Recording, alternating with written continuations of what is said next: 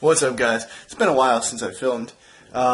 Just been real busy on vacation, taking care of school, taking care of work, doing a whole bunch, staying out of trouble. But there's a topic that came up. I was trying to explain to people, because people ask what I go to school for. I go for nutrition and dietetics. So I graduate, get my associates in nutrition and dietetics in May, and then I transfer and continue on for actually my major studies and then my graduate work. So for those of you guys that don't know my background, I'm in my third year of college. I'm a competitive bodybuilder. I've been doing this I'm on my 6th year now. I've learned so much. I've had a lot of mentors, and people that I'd especially like to thank was my first bodybuilding coach, actually, Paul Iadamasi, and then my current coach is Team 3DMJ. So the funny thing is, guys, is 3DMJ has taught me so much, almost all of what I know about nutrition. Their coaches are phenomenal. A team of 5 coaches. I've been watching them when they were at 4, but Andrea Valdez is a really good addition to the team. So they really taught me something that can apply to everyone's well-being and attempt to reach their weight loss goals. Everybody knows that to lose weight you have to eat healthier, right?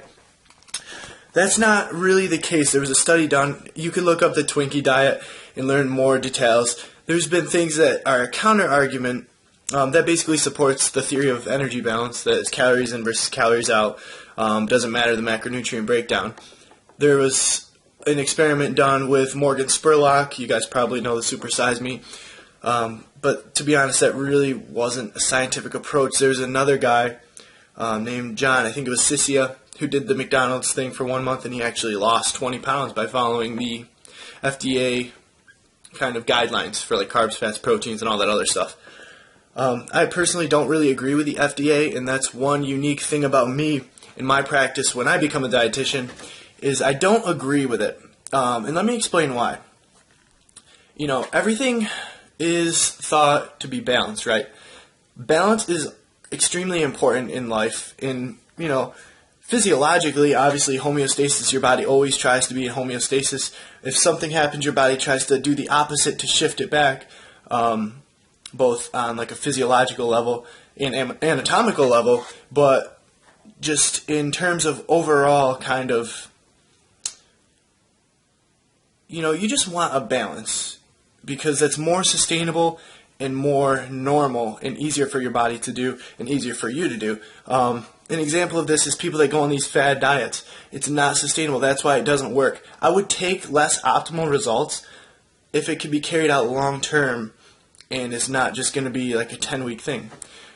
Which is why I think flexible dieting is so beneficial, and that's why I will have my clients do that. That's how I train my actual physique clients, but in terms of my dietetic clients, people with medical conditions, and just people coming to me for advice, is I believe in a holistic approach. I believe in thinking of things in the big picture. And an example of this is people are like, okay, what can I eat? What should I eat, like, to lose weight? And that's my most hated question, because it's about, there's so many other factors. Portion control.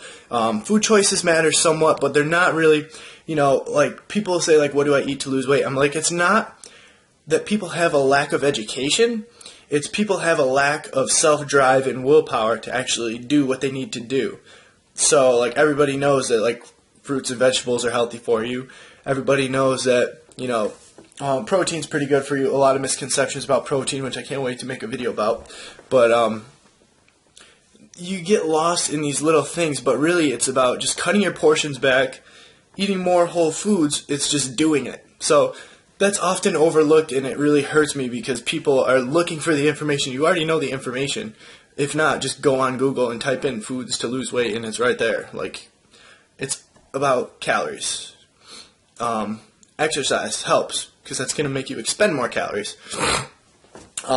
People get lost in these other minute things like meal frequency. There was a meta-analysis done, which is essentially when you pull a whole bunch of research together and you look for correlations and just kind of see what the similarities are between the studies and the results. And there was a meta-analysis done on 15 studies regarding meal frequency and whether there was a correlation to obese individuals eating less frequently or more frequently, and they found no relationship at all. So that just goes to show you a meta-analysis is like the most backed, I guess, form of research that there is, because you're just pulling together a bunch of studies that were done.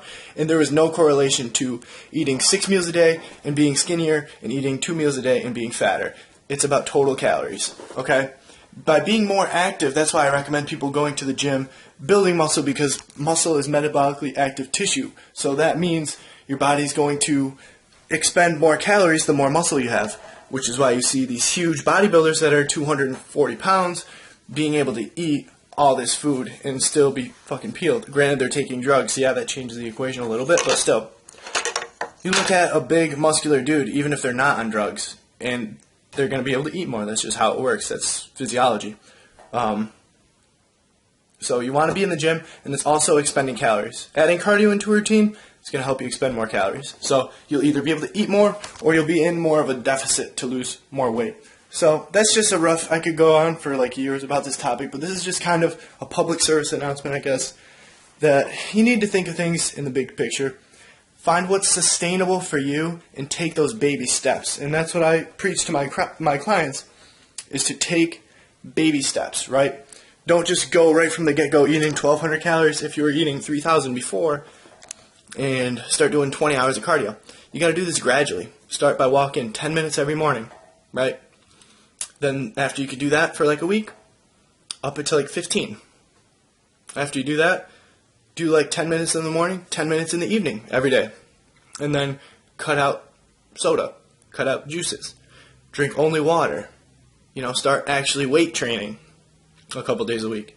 Just small changes, just every change in every habit you make is just another notch under your belt. And before you know it, it's like a penny deposited in the bank. Before you know it, every one of those just adds up. And you look at your account, right? You look at your account, and you're going to be surprised by the results and by the balance. So hopefully this helps, guys. Be sure to leave some comments down below, and I'll see you guys in the next video. Peace out.